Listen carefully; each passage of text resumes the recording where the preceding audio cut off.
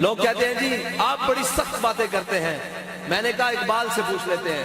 اقبال تو سخت باتیں نہیں نہ کرتا, اس کے تو تصور سے یہ پاکستان بنایا. علامہ اقبال سے پوچھ لیتے ہیں, مولویوں کی بات ہی نہیں کرتے تاکہ تمہیں تکلیف ہی نہ ہو. اس حلیے کی تکلیف ہے, اس حلیے کی عالم کفر کو بھی تکلیف ہے اور اس کے سارے گماشتوں کو بھی تکلیف ہے کہ 1400 سال کے بعد بھی آج بھی امت اپنے نبی صلی اللہ علیہ وسلم اور اپنے آقا مولا صلی اللہ علیہ وسلم کا حلیہ اپنانے میں اتنی دلیر اور اتنی طاقتور ہے کہ ہر ظالم کی آنکھ میں اس حلیے کو بدنام کرنے کے لیے, اس داڑھی کو, اس پگڑی کو, اس حلیے کو بدنام کرنے کے لیے پتہ نہیں کفر نے کیا کیا سازشیں کی.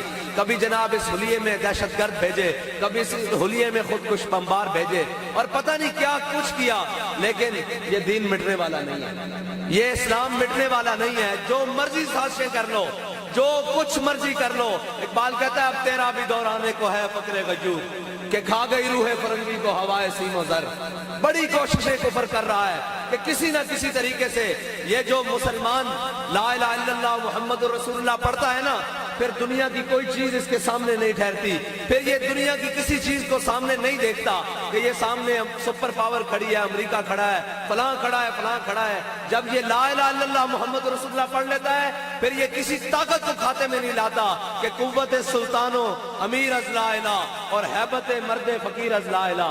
اقبال کہتا ہے عقل و دل و نگاہ کا مرشد اولی ہے عشق نہ ہو تو شر و دی بتکدہ تصورات.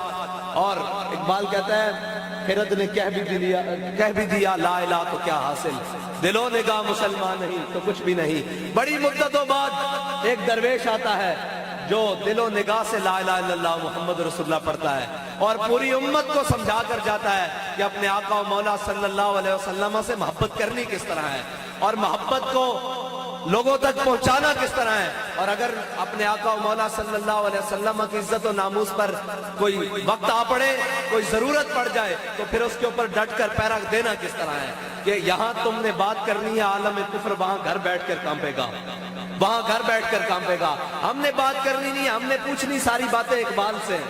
اس لیے